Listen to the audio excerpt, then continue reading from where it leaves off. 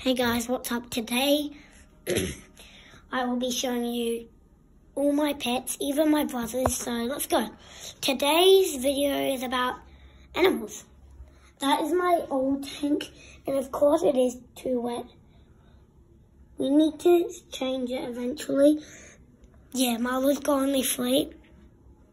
Unfortunately, these single bats are getting a little bit maybe sick. And so, yeah, this is Rocket. He's very healthy. He used to have mites, but now we think they're all gone, so let's show you Rocket. He's my really good pet. He had a few feed in today, and let's show you my snails. Unfortunately, that's not good. I'll need to tell Dad again. But first, meet my snails. And I have got some new ones I thought earlier in the morning. I sneaked out, got some. So yeah, I'm gonna put them all on the carpet. It is allowed. I want to count how many snails I have. So yeah, if you already know how many, I just would like to count still. Here's my other one. And also, unfortunately, one of my big snails, when I pull it on the shell, it's starting to come off, so I need to be gentle with it. Now, I do have a meat snail that I do love still, even though it stings. It has stung me. Now, let me show you my new ones. These are the little new ones. These are my little new ones. There's the new ones.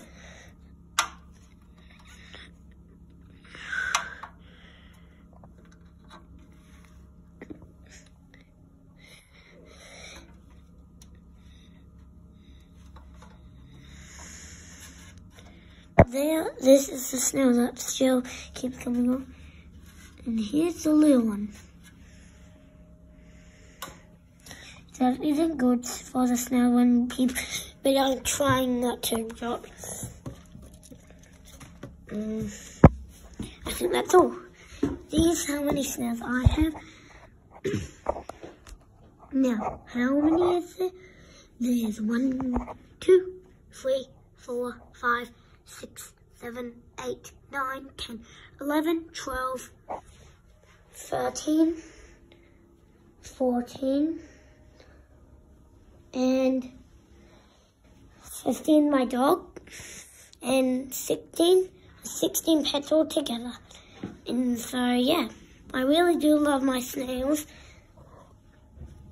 and hopefully this season, or maybe even closer to the season, and these little snails get bigger and then a mate and we get eggs. So yeah, now I'm putting all my snails back in. I want to show you some more stuff.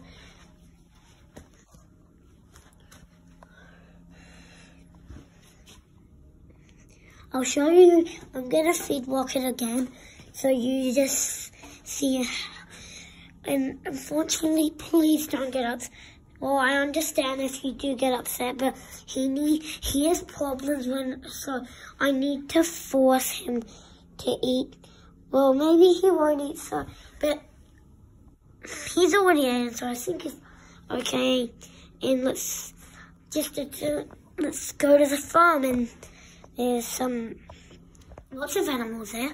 I went there and had some cans, and I once found a snake, a brown snake, or the baby brown snake.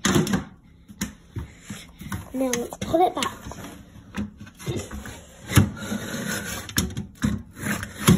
There. Now let's go out now. Here's Marlo's. It is very wet.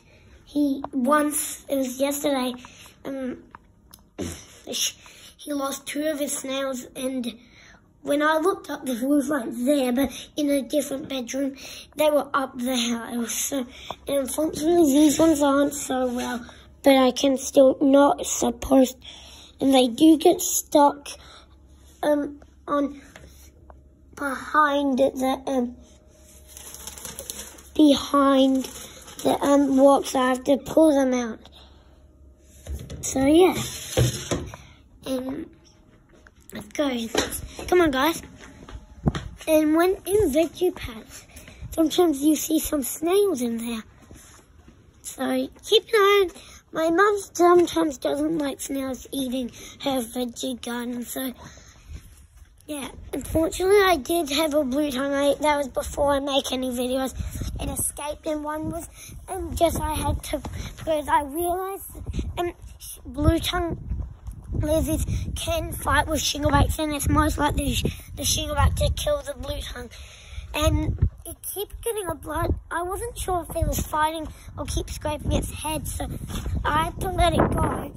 And it is very weird this to happen, but sometimes shinglebacks and blue tongues mate.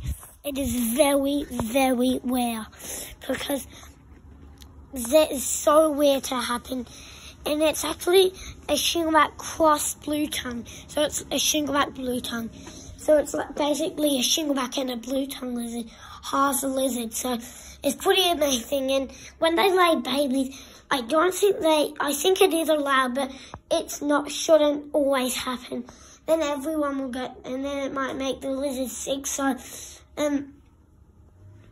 they could mate, but it would be very cool.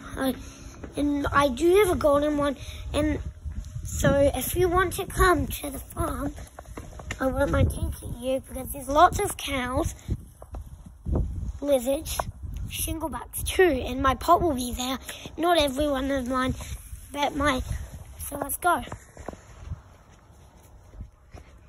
Behind sheds sometimes, if it is wood, it's a great spot for your animals, like over here.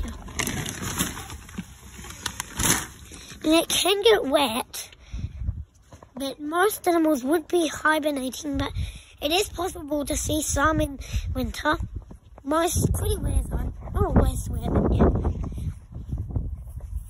When you're looking in the forests, you need to be extra careful, because when you're going in the forests, there's a lot of snakes.